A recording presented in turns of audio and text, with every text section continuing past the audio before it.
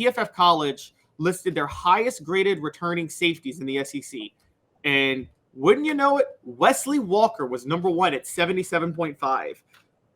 I know he developed at the end of last year. I know he got a lot better as the season went on. But I got to be honest, this shocked me. What about you? Yeah, I kind of agree with you. I think if we saw any defensive back on this list, we would be shocked. Wesley Walker, anybody else in that secondary from last season. But like you said, he did come on at the end of the year, and he did enroll. He did enroll in Tennessee until June of last year. So just this month, he's been at Tennessee a year, and he's already the highest graded SEC safety. So I'm curious to see what he does this season now that he's had a year in the system. And I think we've talked about this before. DB is a lot easier to learn than safety. So him being in the system a year will actually help more than if he was just a defensive back and they can say, hey, guard this guy or sit in this zone. Yeah, exactly. And with Trey Flowers gone, this is a huge, huge deal for Tennessee. With Jalen McCullough is back, and we knew McCullough would have to lead, but Wesley Walker developing towards the end of last year could turn out to be a much bigger deal than we thought. Yeah, whenever you have a guy like Trey Flowers leave, a leader on your defense, that's going to be a big hole to fill. And I'm pretty sure he led the team in tackles for most of the season. So whenever you have somebody like Wesley Walker who graded out, it was PFF said he was a 77.5, and then there's nobody else from Tennessee on the list. So to have him lead the defense and be able to come back this season, that would be great for Tennessee as well. And like you said, we expect Jalen McCullough, Tank McCullough, to be a leader on the defense, but obviously, if he doesn't have to do it by himself and you have a guy like Wesley Walker over the top, then that would be very helpful to the Vols this season. Absolutely. Do you think there's a possibility? Look, Tennessee's highest draft pick 2 years ago, we forget, was a defensive back in Alontae Taylor.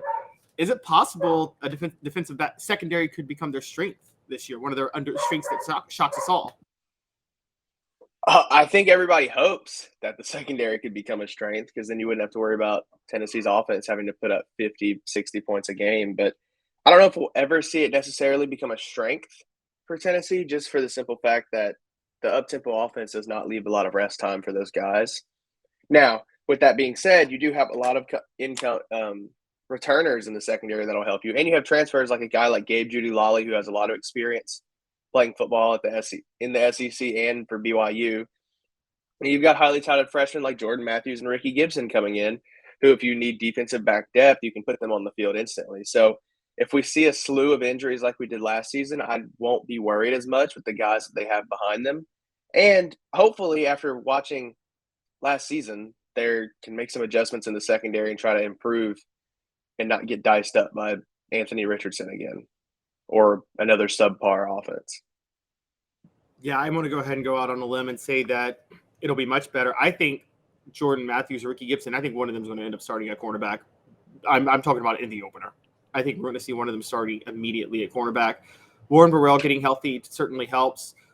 But this stat, I mean, this data point is huge because free safety was a huge question mark. And if Walker can just step in there and start with McCullough, I mean, look, we're really talking about a secondary that it could be significantly better. I would say the Florida game last year, the issue was I don't put too much stock in that because you could tell Tim Banks his whole philosophy was make them move the ball down the field. So we'll play soft coverage a lot. And the more plays they have to run, the more likely they are to mess up or make a mistake.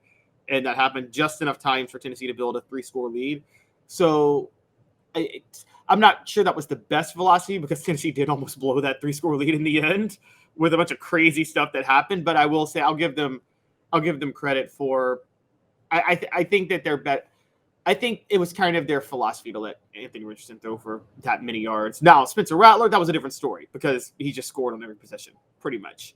But I would say that, yeah, the secondary, look, if they just get marginally better, I mean, we're talking about a much, much better team overall if that happens. Yeah, I mean, and even think about it just with Wesley Walker, he's going to have another year in the system. He'll be more comfortable at safety. If you have him on one side, and like you said, Jalen McCullough on the other, I don't see a lot of teams torching over the top with them playing at their best.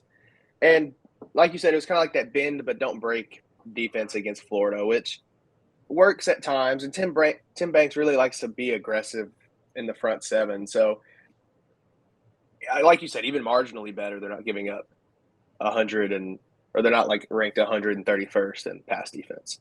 So I do think they'll make a jump. How big of a jump, I'm not 100% sure, but it's hard to believe that Tim Banks would let the defense stay stagnant from last season.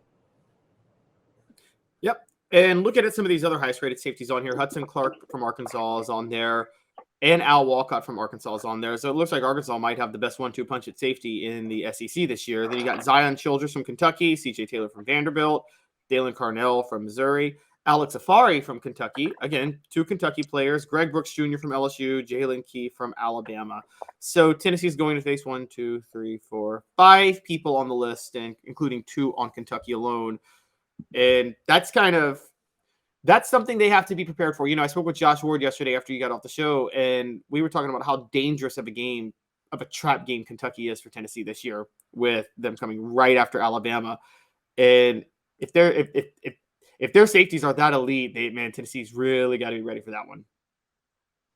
Yeah, and I really like Josh Heupel's offense because he can take the safety out of the game. So I really think it seems like like you said, if you have 2 good safeties, well, you kind of have to commit. Is the safety going to help in the run game, or is he going to help over the top? Is he going to help in the middle?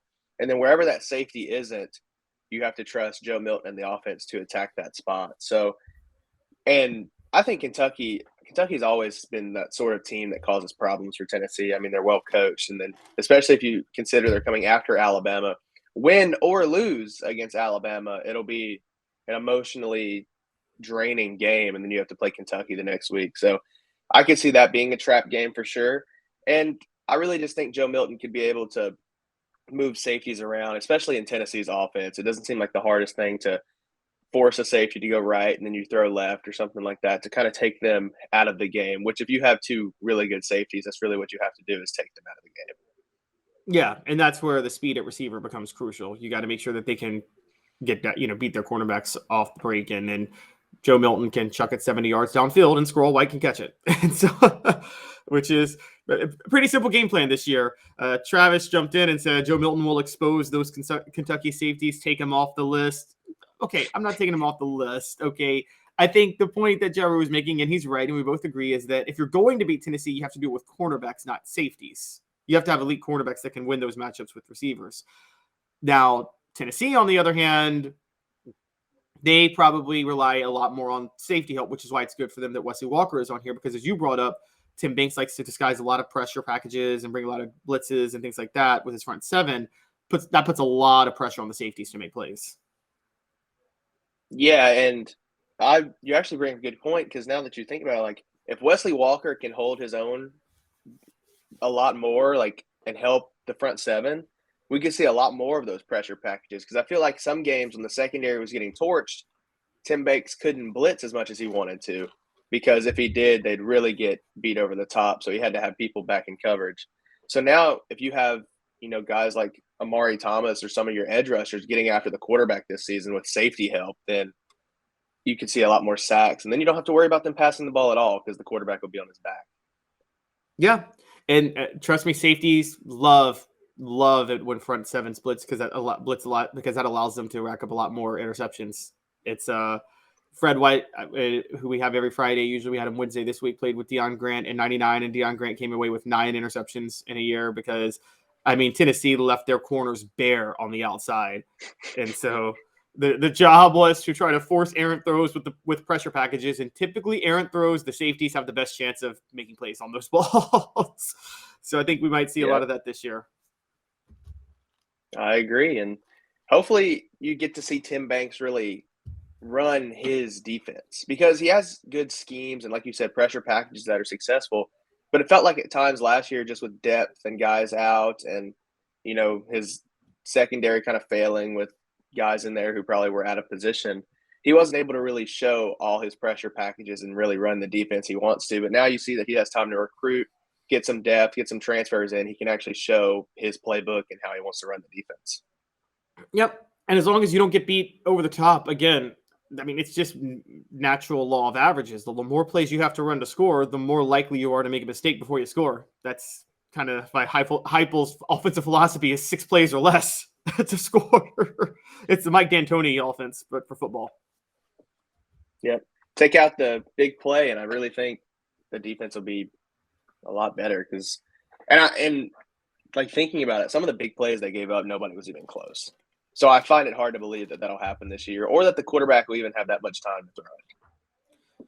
Yeah, and I also don't think a key linebacker is going to start a fight with the quarterback over whether or not they make more NIL money and then get suspended for a crucial game with the playoff on the line.